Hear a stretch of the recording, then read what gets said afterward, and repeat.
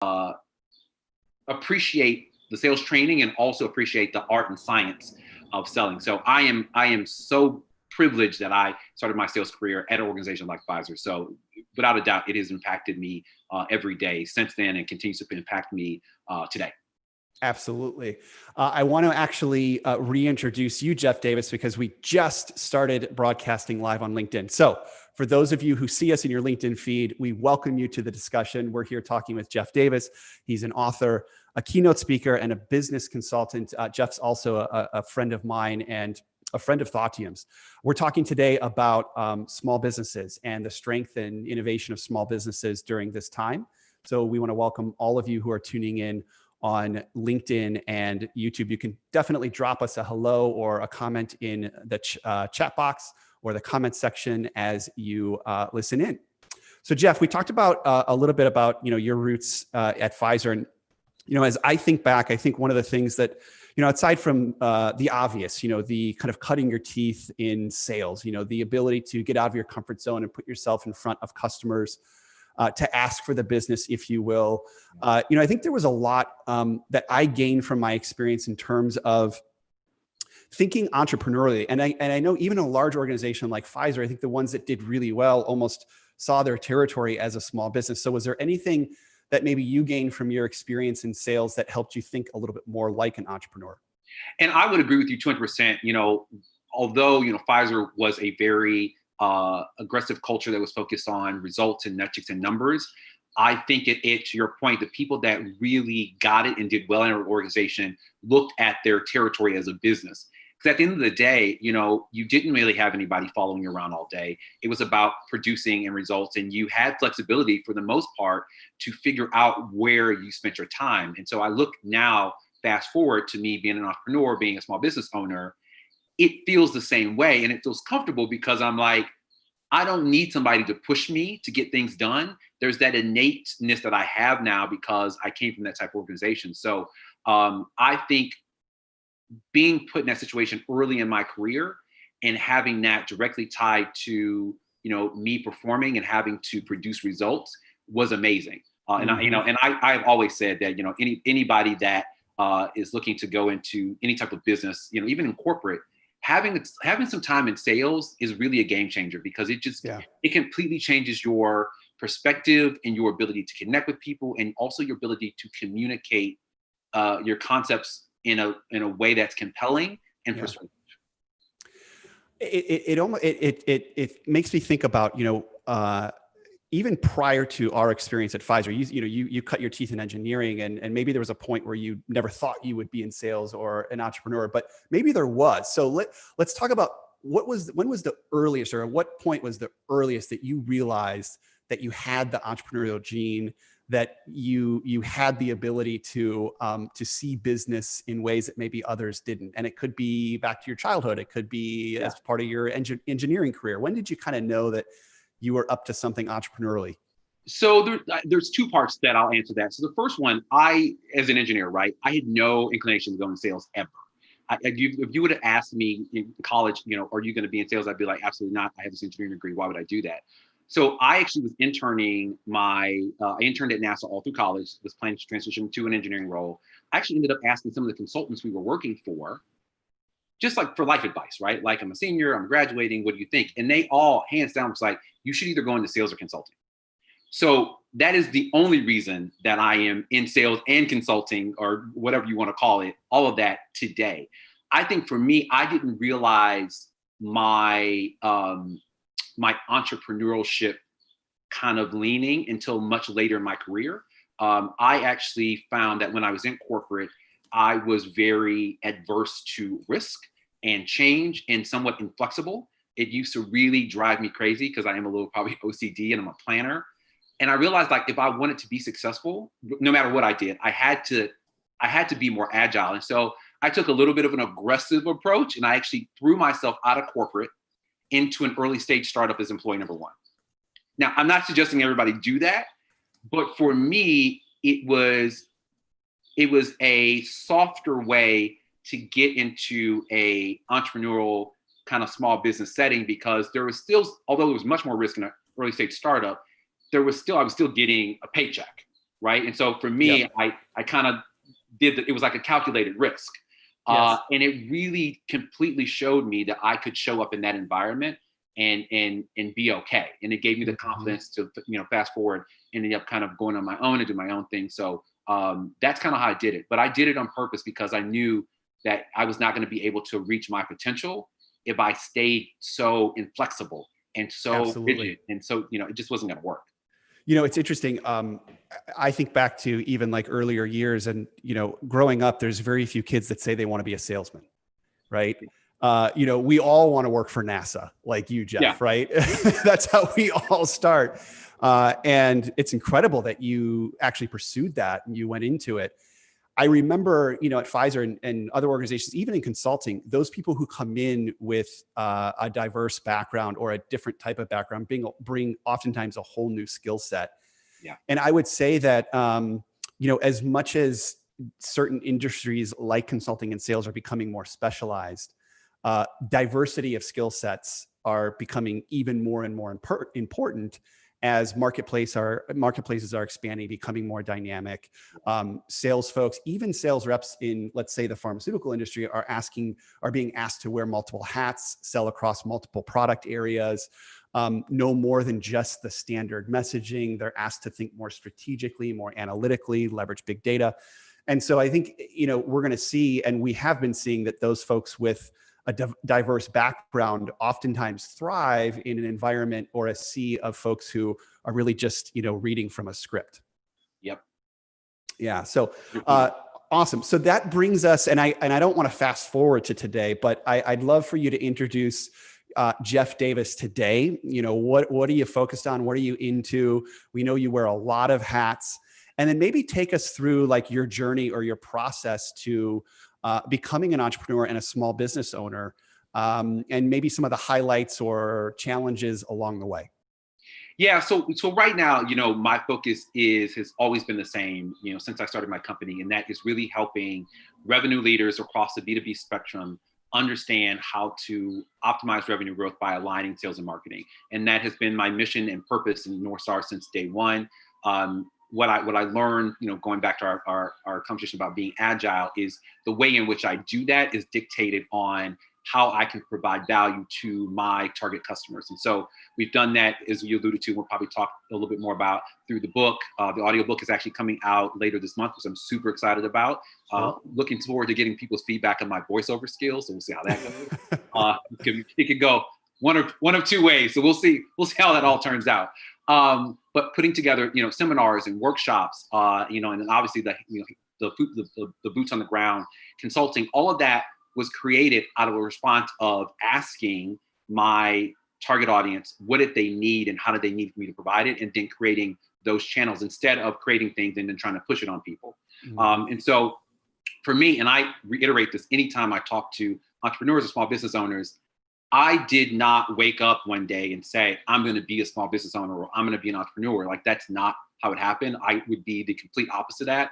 I think for me, going to your question about process, it really started out of frustration. And I go into the story, in detail in the book, but it started back in Pfizer, where, I was doing really, really well. And I think you were still there. We had a ton of regulation changes overnight, where like half the stuff that I was doing was completely illegal that I couldn't do anymore. And then they gave me like twice as many products and they were like, and make it work.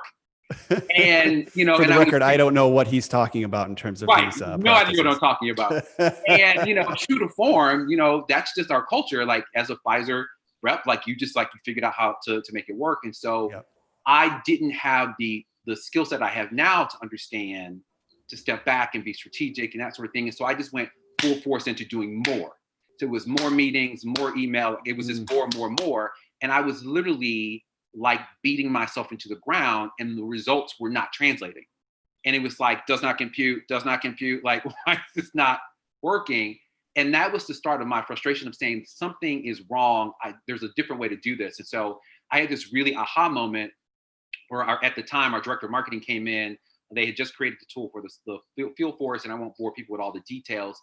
But out of that interaction is when the aha moment hit. I said, oh, I can actually leverage marketing in a way that helps me sell more efficiently and effectively instead of beating my head against the ground, work with what they've developed, and then be able to be smarter about how I grow my business.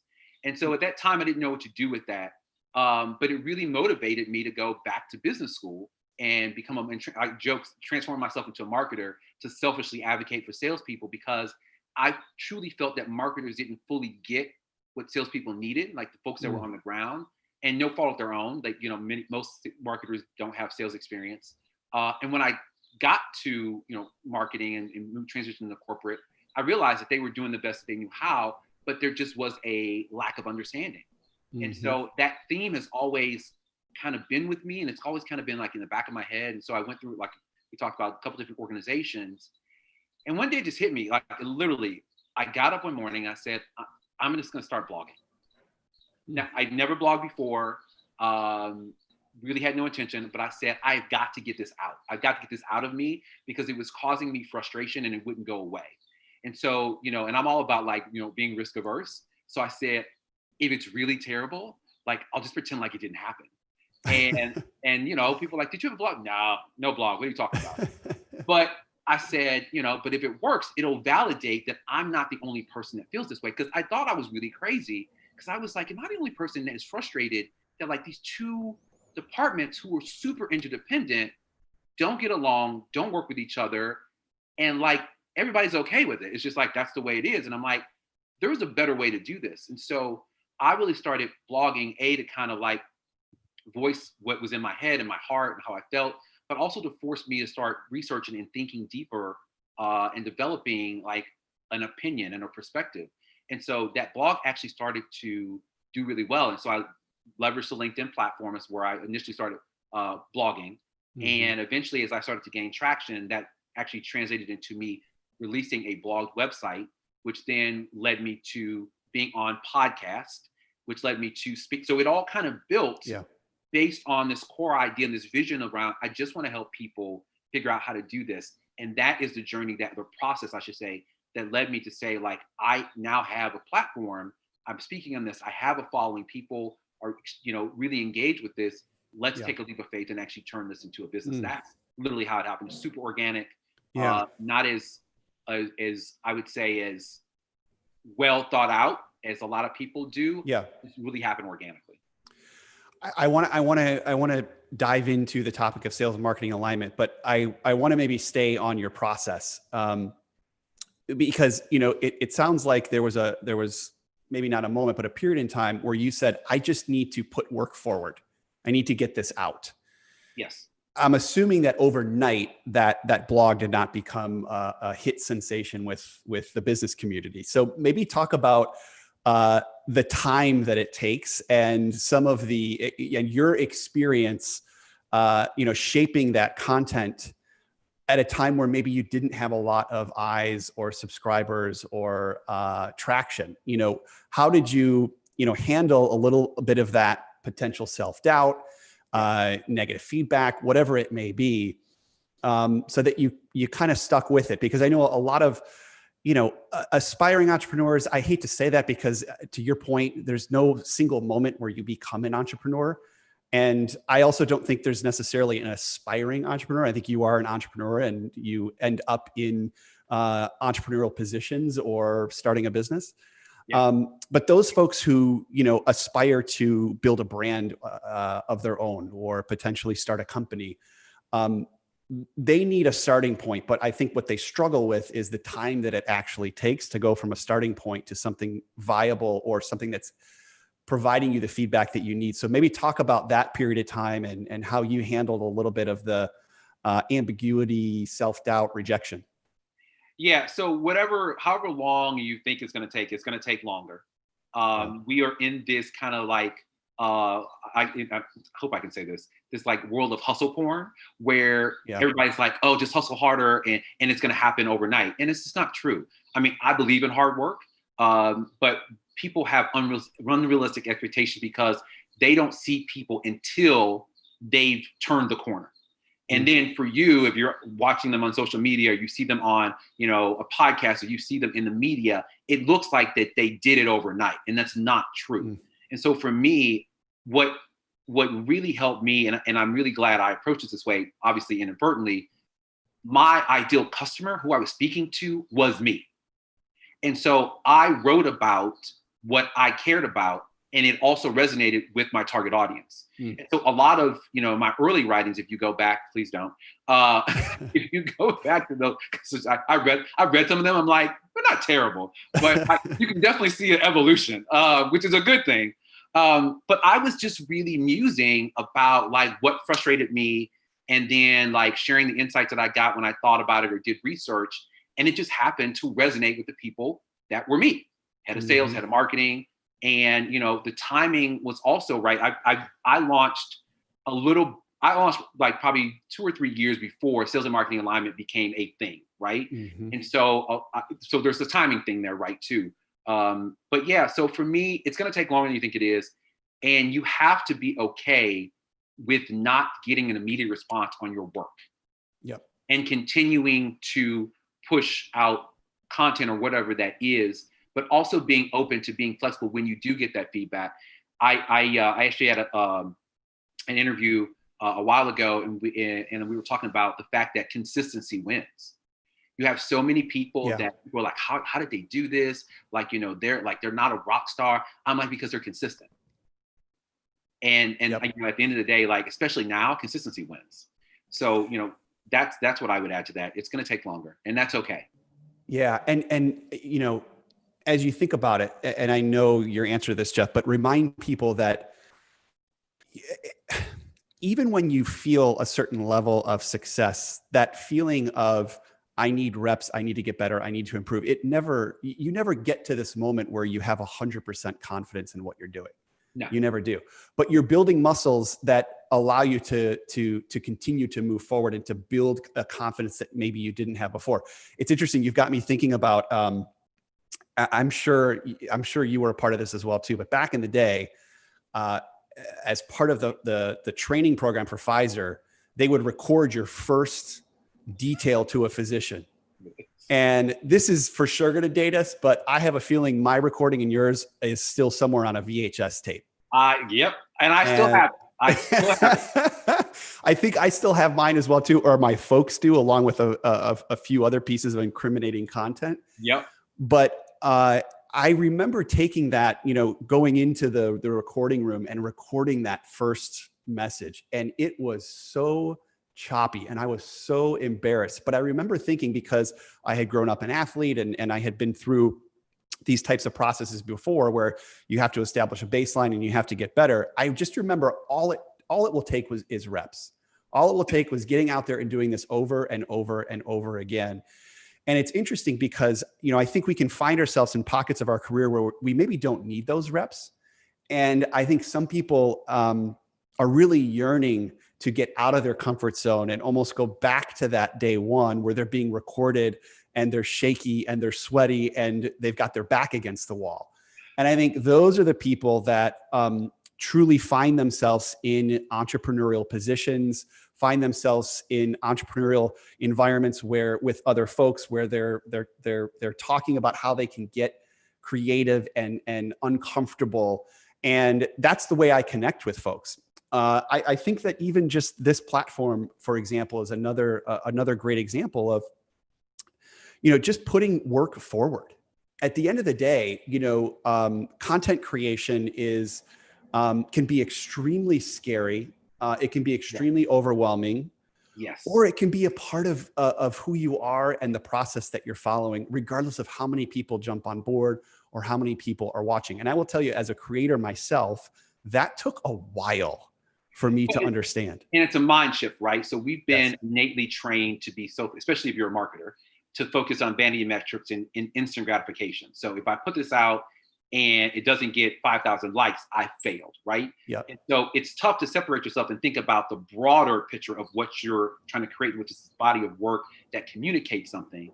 And so you have to go into this really being thoughtful about why are you creating this body of work?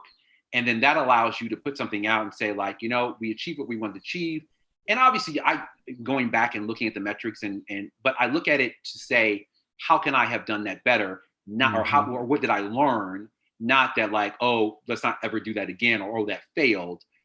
Because there are a number of different reasons of why things don't necessarily connect. Like if you're putting out content in the middle of COVID, it may not be that your content is terrible. It's just like people are super distracted and there's a lot of things going on, and getting people to engage takes longer. And so all of those factors go into it. But I agree with you 200%.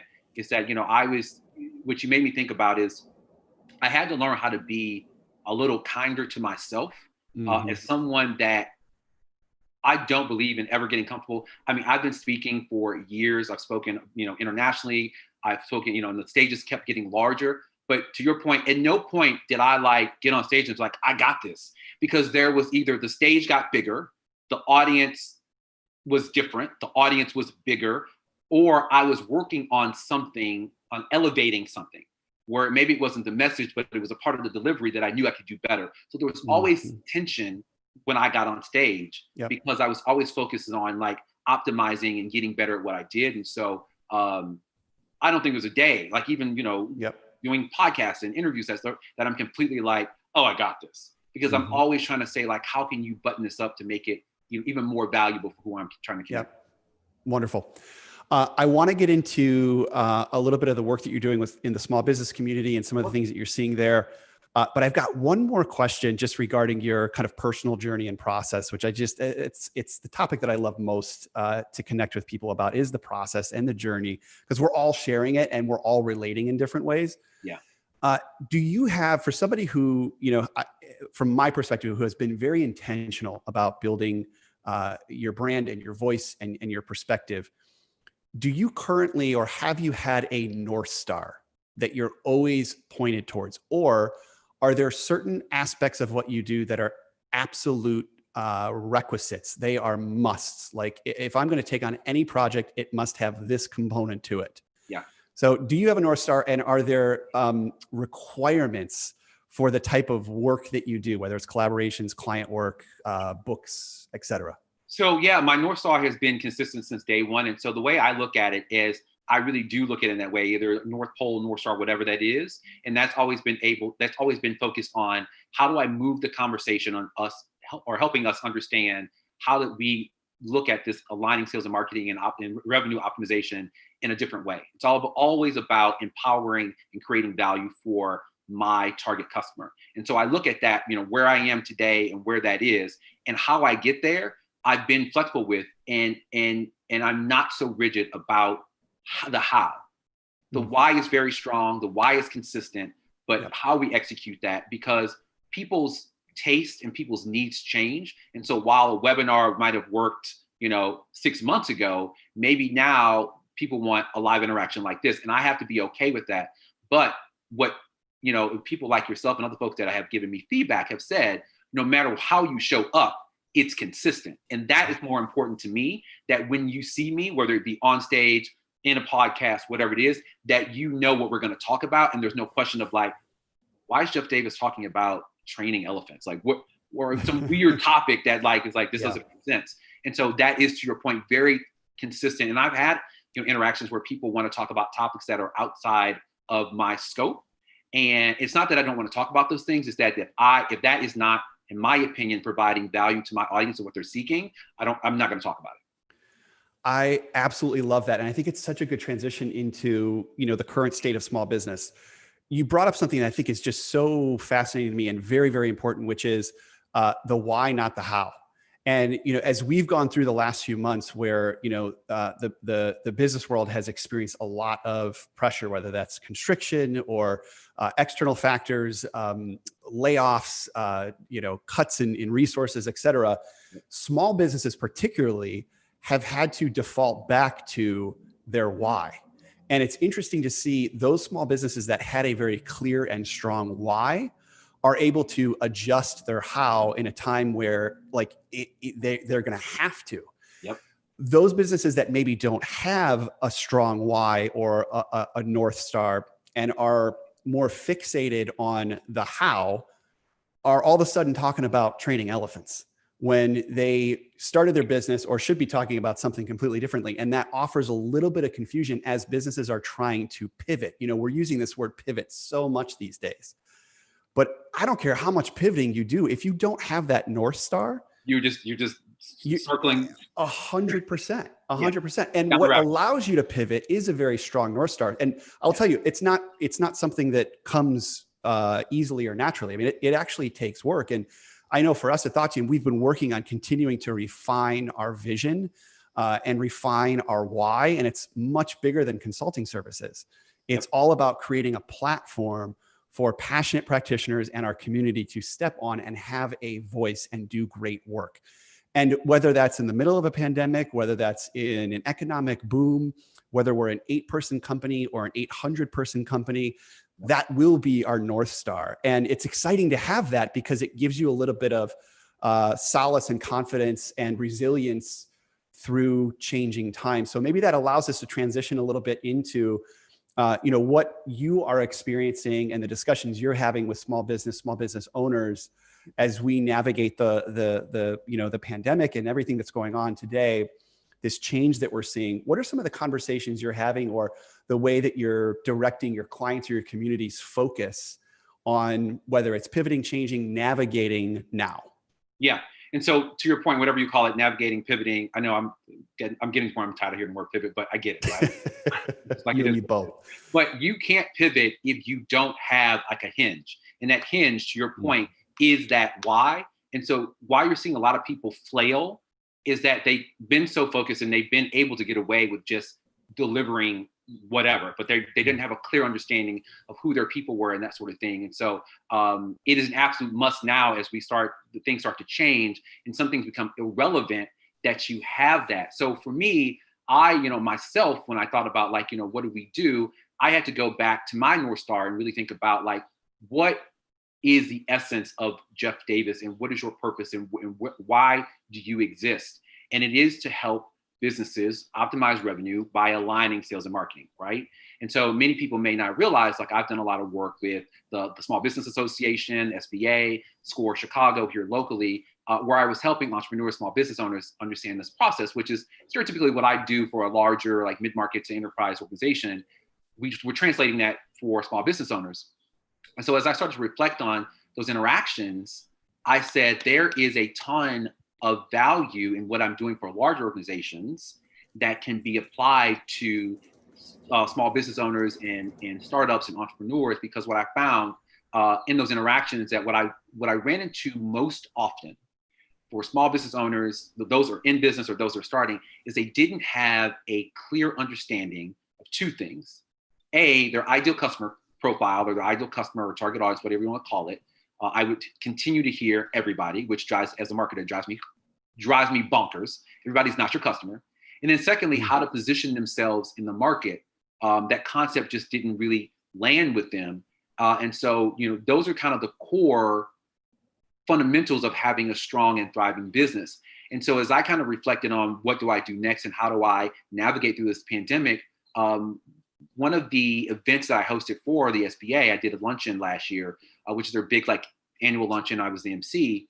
And as in doing research for it, I found, and I didn't know this, that almost or nearly half of the private sector jobs in the US economy come from small businesses, not major corporations, right? And so that really hit me. I was like, so if we're in the middle of this and small business owners are getting they're getting hit from everywhere and they don't have the resources that major corporations have, we can't let them fail. It's not an option because they literally are the revenue engine of our company. And I don't think that they get the full credit for what they provide the US economy. And so that is where kind of my personal focus has been as we kind of move through this whole thing. It's I really want to take the work that I do and what I've learned and that sort of thing and provide this in a really compelling way for small business owners because they need it. They need everything that they can get right now. And so that's kind of been my pivot, so to say, is redirecting what I do for larger organizations and repackaging it for smaller SMBs and or small startups or entrepreneurs. So let's talk a little bit about Rethink Small Business, because this is a pretty exciting new brand platform that you're sitting in front of and leading. Tell me a little bit about the impetus. Obviously, you just talked a little bit about there's a real need out there for small businesses and small business owners to come together, share thoughts, ask questions, et cetera. Tell us a little bit about the origin of Rethink Small Business, and then tell us about the platform. Sure. So when I reflected on the milestones of when I have been the most successful and made the best decisions as a small business owner, it really most of the time came down to talking or connecting or asking questions from other entrepreneurs or small business owners that had been through a similar experience. I've done workshops, I've taken those things and seminars, and those are great. But when you're in it, sometimes you just need to connect with somebody that gets it, that's done it. And it can be a simple conversation like, look, I've been struggling with which CRM to go with, and I'm down to 3 options. Like, what do you know? Can we talk this through? And it changes things completely. Yeah. And so when I thought about how do I recreate that? Because you don't get the same level of engagement going to a business seminar or even, sitting through a virtual summit, because you can't bring it all together. And so what I've been focused on, and really this theme around going from interactions to engagement, you can interact in a virtual seminar, you can interact on social, but you can't really engage with other folks unless you have a community of like-minded people that are all focused on making the same transformation.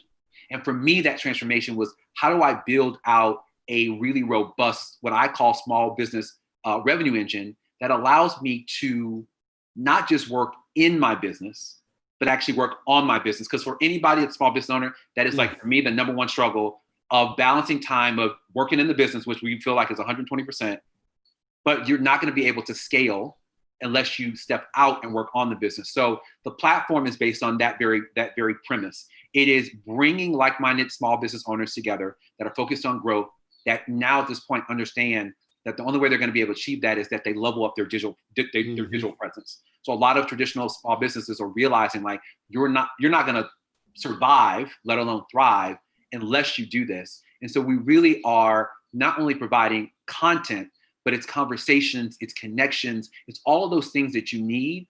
What I learned is that as a small business owner, you cannot exist on an island. It is impossible. It is impossible to exist on an island. You just can't do it. Yep. So I love it. So I love the spirit of what you're doing. And I also love the format. You talked a lot about, there are conferences out there. There are retreats out there. There's a lot of webinars as well that you can tune into, but very few that allow for direct and organic discussion and sharing of information. Yeah. I have a couple questions just in terms of, what might come up in this community, but I want to ask you first, because I can't believe that it was, well, first of all, I can't believe it's 38 minutes into our conversation. And we just got our first Jeff Davis tagline, which I love. And I don't even need to write it down because it's cemented, which is this concept of working in your business versus working on your business. We know that that is a real challenge for small business owners. It is literally my number one challenge. My co-founder, Norm, who's just down the hallway, is probably shaking his head right now. We were just on a call with another small business owner, and it was a 30-minute connection. It was the first time that we were being put in touch through actually a client of ours. We had no concept of each other's business, and we had 30 minutes on the calendar. Those 30 minutes were the most valuable 30 minutes probably of my week, because we were simply connecting as small business owners. We didn't have specific topics or problems to solve. We were just relating and sharing some of our trials and tribulations, which I think is at the heart of the community that you're trying to build. Yeah. This topic of working in your business versus working on your business came up. What is preventing small business owners from shifting from working in their business to working on their business? What is standing in the way of me spending more time working on my business than working in my business? I think there's a couple things, and we address it in the community. I think there is lack of a desired or understanding of a desired outcome. So there has to be a transformation arc, right? And so if you just focus on getting better, you don't really have a endpoint in order to work back into the steps that I need to be able to do that. And I also think there's a lack of structure of how do I do this in bite-sized pieces? Because reality things, with us being so busy as small business owners, you don't have time to take on huge projects, and nor do you have the financial resources to have somebody do it for you. And so when I really thought about how do I design this community in a way that is going to be conducive to a small business owners, I don't want people to be like a Facebook group where you have to be in there all the time. Like, that's not realistic, right? I want to be able to create a structured environment that is focused on engagement and creating connections, but that also is guided in a way that you can pop in and pop out as you need it. So we actually have developed a very loose structure over the next 12 months, over the next year, that are focused on monthly themes that all lead up to you being able to develop a robust revenue engine, right? And so it allows us to have enough structure that we're talking about one topic. We can do that through live events. We can do that through, working through workshops. We can ask each other questions or make connections like, oh, I have a guy at such and such. But it's structured enough that it allows us to stay focused, but not so rigid that you feel like you're going through a course. And so I think that unlike other communities like, Facebook and some of the other ones, I'm not saying that Facebook is bad. This is not a loosey-goosey, just come in and chit chat. There's a structure, there's an end game, there's a transformation that I'm trying to create. And a lot of these things, right? Like myself, I am not, I see myself kind of as the host or the guide on this journey, but I'm learning along with everybody else and sharing. I'm not coming in and saying I know all the answers, because I don't. And a lot of stuff that I want to talk about is stuff that I know I need to get better at. And so I'm forcing us to talk about them, because I'm like, actually, I need this. And it's better for me to do it with people that are in the same boat so that we learn from each other.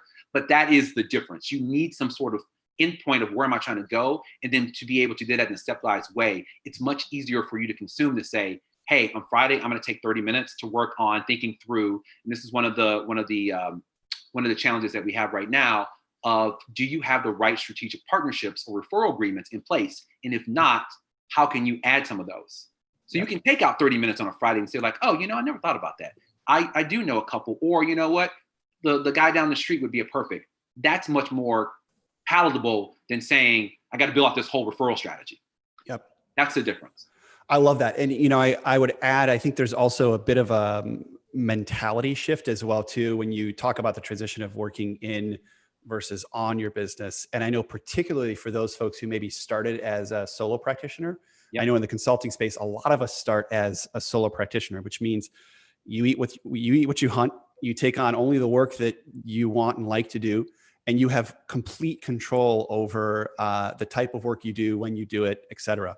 Yeah. Which also typically means you have an unbelievably deep sense of ownership to the work that you're doing with your clients. And what I have seen, particularly as we've been scaling our practice, is that it really takes a shift in mindset for you to let go a bit of that sense of ownership, and not necessarily let go, but enable others to come in. Sure. And so there's a whole mindset as well, where I think if you really, there's times when I catch myself almost deferring or making an excuse of like, I've just got so much client work to do. I'm so in the work, when really, like, if I took a step back and really identified what is the most important thing I could be doing right now, it's actually working on the business, which right behind that means 100%. You've got to get other people enabled. You've got to get other people stepping up, and you've got to give them the opportunity to rise. You've got a lot of times slow down to speed up. And so, especially in the very beginning, right? I would say I was kind of all over the place. I was doing a lot of work. I was always busy. I wasn't sleeping. But I realized at some point, I'm like, I got to get better. I got to tighten this ship up. And so I would say probably a year to 18 months ago, I started really getting diligent about having strategy time, where I block out time just to think strategically. Because what I recognize is there are many times I just got so in the minutia of tactical execution that I was not able to perform at the level that I needed to, especially with me, like, before this whole COVID thing, traveling and trying to keep up with clients, and also trying to make sure social media was right. Like, I was like, I'm exhausted. And it's because I wasn't taking the time to prep for the month or the week like I needed to.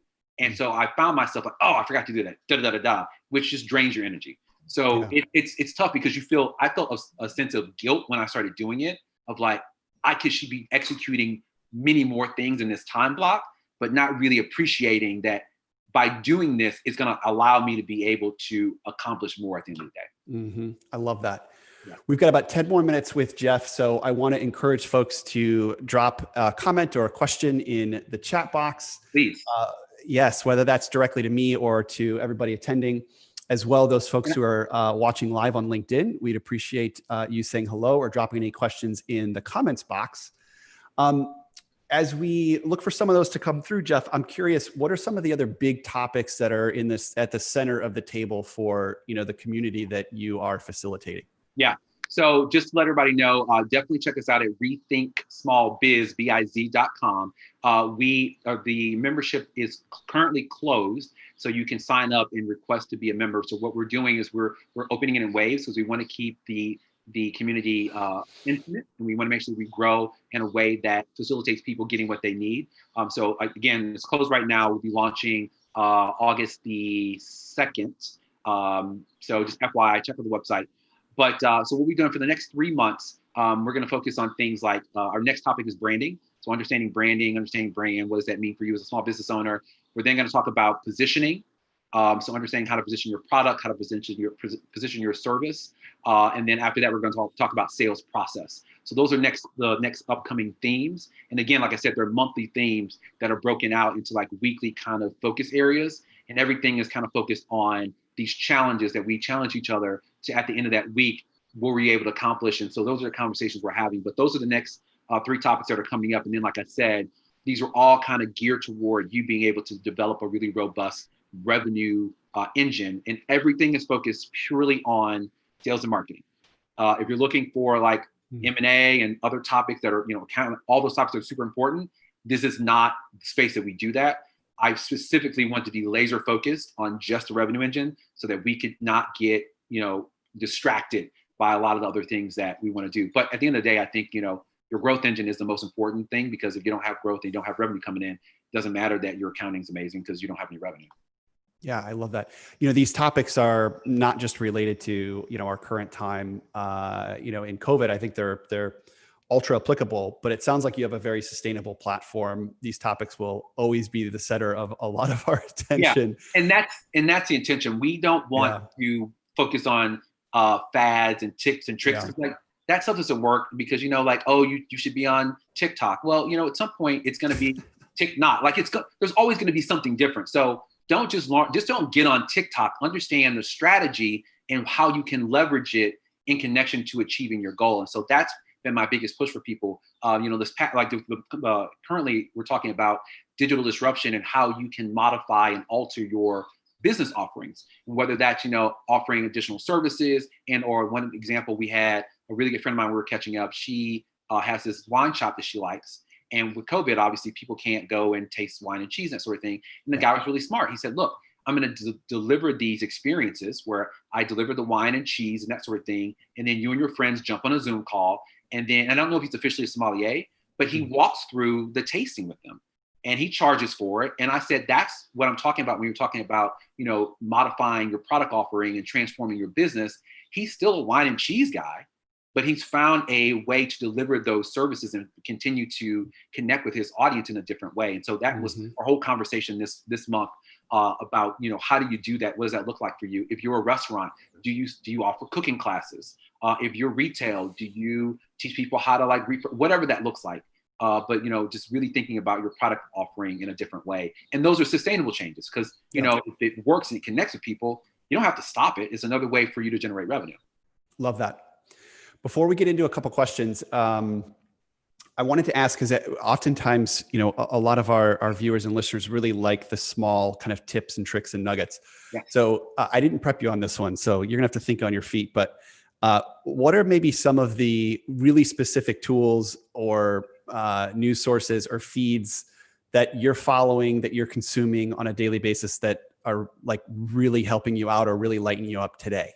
Shows that you're watching, it could be anything. That's a good question. So I have really been diving more into Instagram and just consuming a lot of different people. I don't don't know anybody. I mean, you always know I'm a Gary Vee fan. That's never changed. That's not new. Um, The real ones stay with them. yeah, the real ones stay with it. You know, Damon from Shark Tank has been doing a lot more content recently on Instagram. Yeah. I've kind of been listening to him and what he's talking about, so he's kind of perked up. But I don't know if there's anybody in particular. To be honest with you, I've been so focused on building out this community Sure. that I've just been engulfed in it because I didn't want to rush, and I wanted to make sure, you know, my beta group that came in gave me a ton of feedback. So yeah, I've been kind of like under the house. You know, it's interesting. You talk about Instagram, and you know, we've all been on Instagram for years. And I was having a discussion with relatively new for me. Really? Wow. There you go. Well, so for a welcome. long time, I did not get on Facebook and Instagram because I knew I didn't have the bandwidth to really engage in the way that I needed to. So I was on LinkedIn and Twitter for years. Yeah. And so Facebook and Instagram have been relatively new, to be honest with you. Mm-hmm. Well, those of us who have been on Instagram for quite some time, I was joking with a friend the other day that you almost can tell what like season of life you're in by scrolling through your feed, like seeing almost like themes. So like, for example, like if you looked at my Instagram feed, you know, 5 or 8 years ago, it was all about, you know, running and triathlon and athletes and supplements and all of those things. If you looked at it now, I mean, it's all about business and meditation and healers. And, you know, it's just like, it's a completely different level of consumption. And I do agree. I mean, social media can be a distraction, but at the same time, a lot of your business lives on social media as well too. So yeah. And I also, to your point, I also keep a really healthy focus on folks that are doing what I do to see what's out there, what's resonating. I follow a ton of speakers that are related to me, whether it be sales speakers, marketing speakers, customer service, because I'm learning from them, you know, and also like looking to see what they're doing, that sort of thing. So that's how I use it. Yeah. Awesome. Yeah. Okay. We've got a couple questions, time for a couple questions. And the first one's a good one. It's a little bit more current. What are the biggest opportunities for small businesses navigating through the pandemic? That comes from the Zoom room. So I think that the biggest opportunity is that we have a ton more low-cost tech that small businesses can leverage to look like bigger businesses, right? A lot of these tools like Zoom, and I always tell, like, I should be a Calendly evangelist. Like when I discovered Calendly, complete game changer. And a lot of these are subscription models so that they're affordable, but they allow you to be able to increase productivity and appear as if you are a major brand. So, and a lot of them are easier to use. Like they're very simple. They have really strong onboarding. So I encourage people that, you know, to really take the time to look at these tools that are out here. There are so many more now today than there used to be in the past that are really allowing people to level up and be able to compete with large organizations. So I think that's probably number one opportunity. I also think too, there's a changing shift in that people want to connect with personal brands more than business brands. Where in the past, like I think a lot of small business owners were focused on creating these business brands, so like the business. People want to connect with the owner or whoever that is more so. So that's a lot of an easier lift because it's you. And you are you. And so I think that's actually worked in the favor of small business owners. I love that. I love both those tips. And I'm such a proponent of number one in terms of leveraging different tools, affordable tools, scalable tools. It's incredible what's out there. Our guest next week, Nick Rodriguez, I think will also attest, you know, he was challenged with essentially flipping his, personal fitness brick and mortar gym business model almost over a weekend to a completely virtual model. And he was thinking much bigger than just Instagram Live and Facebook. Yeah. And I'll never forget that weekend. He had me come in because he was starting to build out this digital platform. And I assumed it was a lot of dollars spent on production companies and cameras and equipment, et cetera. And he showed me like the 4 tools that he was using to build a global digital fitness platform. They were all consumer grade. They were all subscription based, free to anyone. And I couldn't believe it. And we're using many of them even here right now. Same here. 10 years ago, even 5 years ago, there would be absolutely no way that I could sit here and alone manage a multi-stream simulcast, a No. live webinar with a guest, and a chat room. And I do never take that for granted. Our ability as small businesses and entrepreneurs to connect, to distribute content at scale is something that I just think a lot people maybe undervalue, or they just don't see it. And the thing is, the barriers to entry now have really been reduced. To your point, and it takes a little bit of research, but getting a high quality webcam, not overly expensive. Getting a high quality microphone for, when I started my podcast, I had no idea how to launch a podcast. I knew nothing about podcasting, but I did a ton of research. I asked a ton of people, and I found a solution that worked in my price point and my budget. And I got a mic. I said, this is my starter mic, which is, I still, to be honest with you, I still use today. I may upgrade at some point, but it's worked for me. It's got me to where I am. I used Zencaster, which is a subscription business, which I love, which is not super expensive. All of that, my setup per se, was not really expensive. Yeah, it's wonderful. Yeah, it's great. We are just at about time. So before I wrap up, Jeff, let our community, our folks know how they can find you. Yeah, so easiest way to find me is meetjeffdavis.com. I am also on social media across all platforms. My handle is @meetjeffdavis. So that's LinkedIn, Twitter, Facebook, Instagram. So I welcome you to follow me. We're talking about all things revenue optimization, sales and marketing alignment. If you're interested as a small business owner in joining the community, we'll be officially launching August the 2nd. We'll have a live event. So I encourage you to go to rethinksmallbiz.com. Put in all your information, and we'll alert you when we have our launch event. We'll be talking about digital disruption and how one of the entrepreneurs that we're going to have on, she completely changed her business to now build out a whole e-commerce platform. So if that's of interest to you and you're looking at e-commerce, I encourage you to join us, and then we'll officially open up the membership to the platform. But it's rethinksmallbiz.com. You'll learn about all the details on the website, and then again, just put in your information, your email, and then we'll let those folks know. But we're trying to keep it very very tight, very intimate. What I really want to do is avoid a lot of looky-loos. And I want to encourage people that are really going to be engaged and provide value and get value to be able to get inside this community and really change things up. So again, rethinksmallbiz.com. We are launching on August the 2nd. And that's the best way to get in contact with Jeff Davis. Great. Thank you. And Jeff, I really want to thank you for stepping into the discussion today and sitting at the table. I will always say my personal why is to perpetuate the dreams of my friends. That's what I live and breathe to do. I consider you a friend. I consider you an inspiration, I think, to a lot of folks who are navigating their careers, building a brand in their own, and trying to build community as well. So thank you for the connection. Thank you for continuing to support us as we do you. We look forward to having you back at the table again at some point soon. And again, thank you very much. So as we wrap up, I want to share with everybody that our discussion continues every Thursday at 3 p.m. We broadcast live.